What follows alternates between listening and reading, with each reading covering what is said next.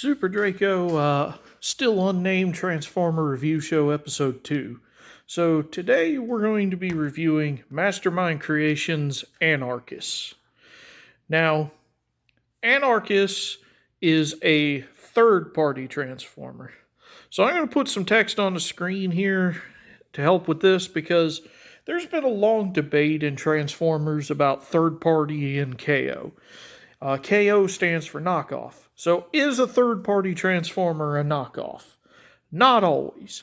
Are knockoffs third-party Transformers? Yes. So the distinction between a knockoff and a third-party figure is that this was not made by Hasbro. This was made by a company called Mastermind Creations.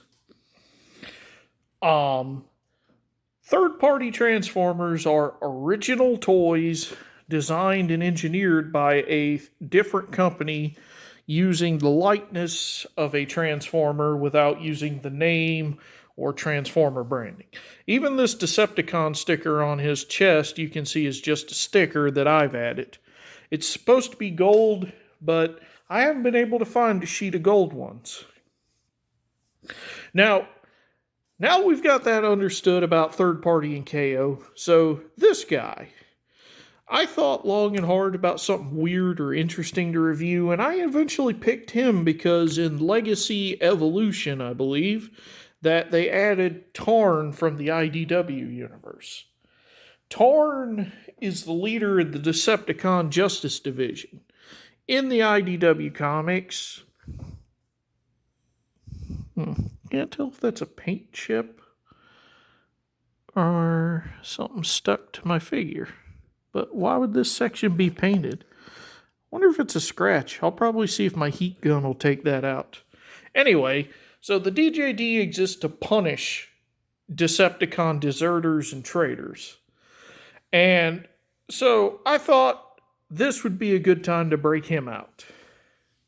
So first things first, when you look at him, he has this very steampunk Nikolai Tesla kind of vibe going on. Pretty big backpack, but well detailed, well painted, and it doesn't give away what he transforms into. I'm going to bring him a little closer, and we'll zoom in on his head, because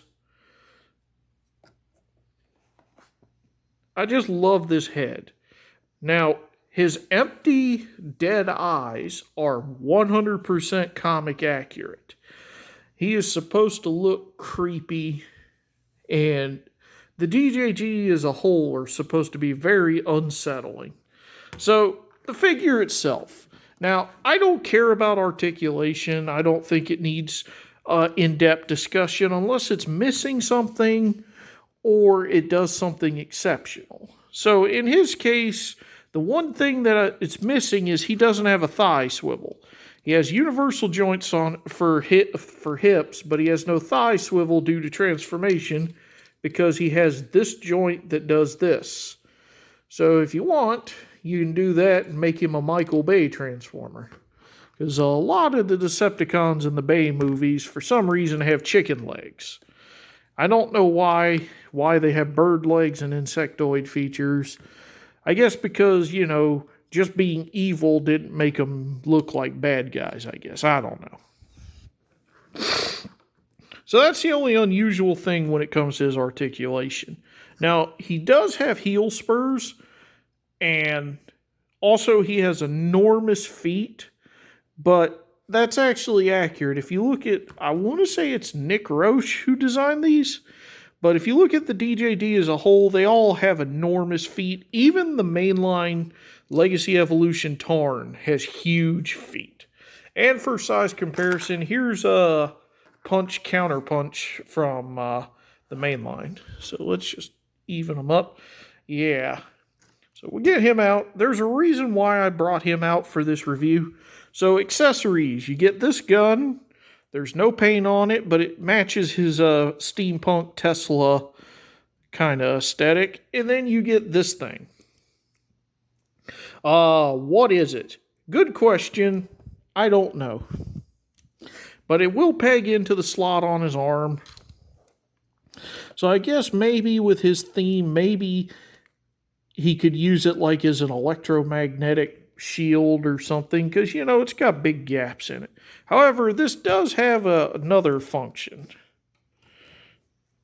If you turn it around, it's got little painted eyes. You fold these out.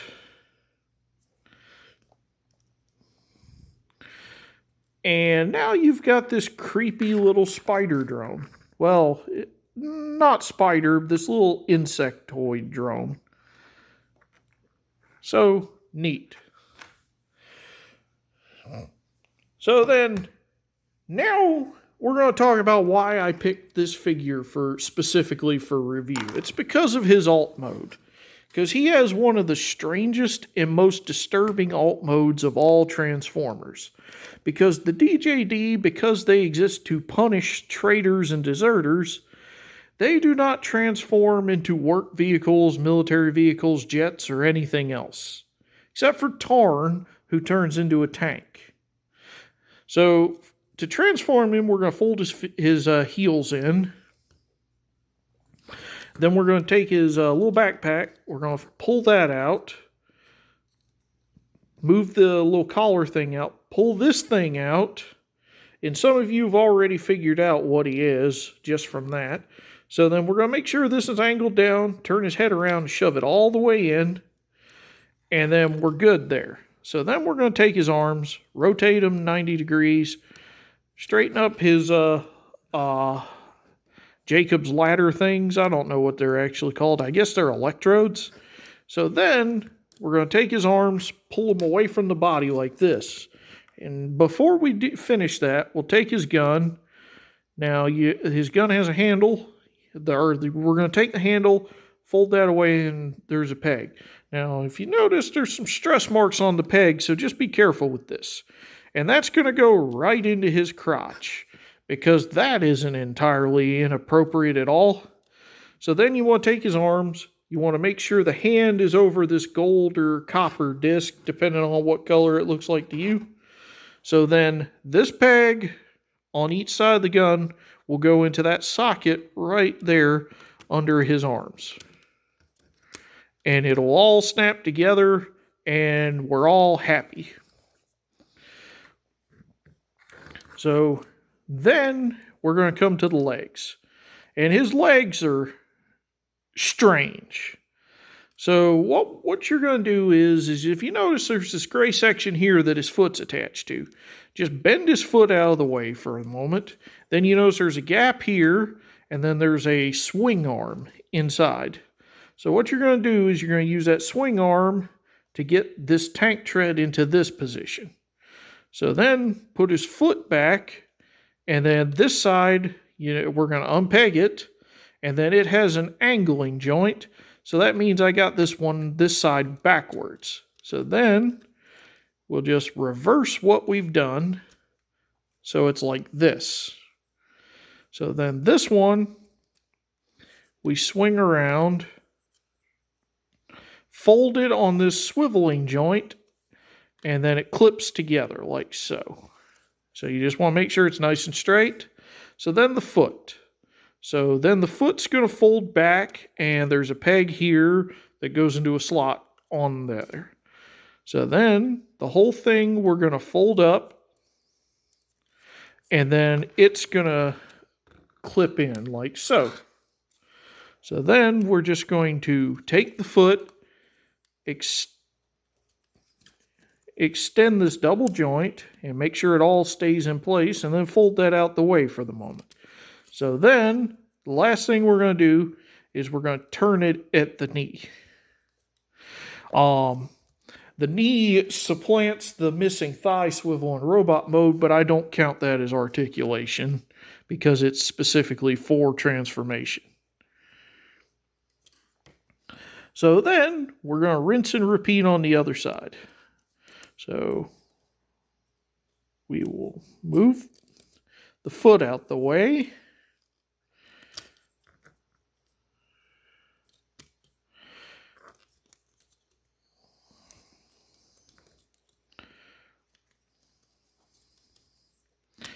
Connect the treads. We'll go ahead and turn it.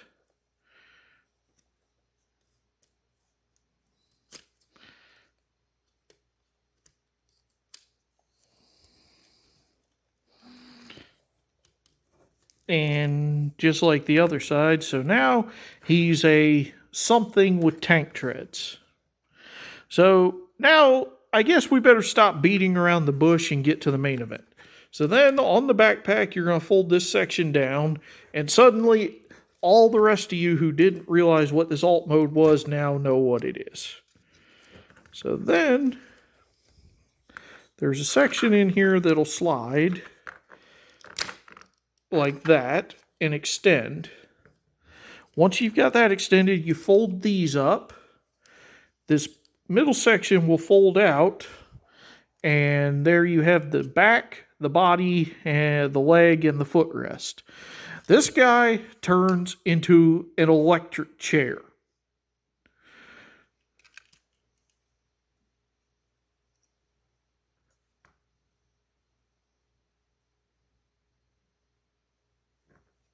And I think I have his legs backwards. Or no, I don't. So you take that transformation joint, fold it out. You're going to raise that up like this. You want to get his legs up. And basically, the leg, you're going to collapse it until the chair is basically resting on this part of his leg.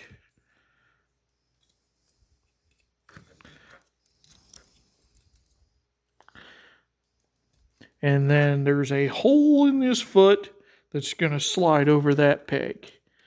And you want to be careful because when this figure came out a long time ago, there were breakages. So then we're going to do the same thing. So you want to fold out the leg as much as possible, get it into the matching position on the other side, slip it right over. So then this piece will fold flat, and there we go.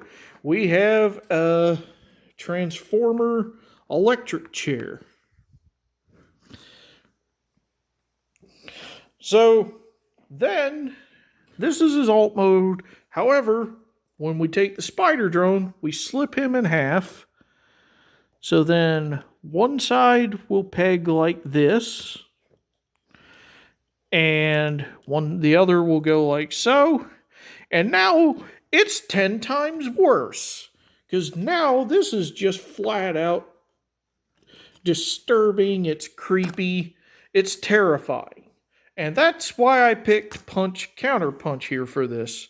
Because, you know, if you know your lore, if you know who Punch and Counterpunch are, Punch Counterpunch is actually an Autobot who is disguised as a Decepticon to spy for the Autobots.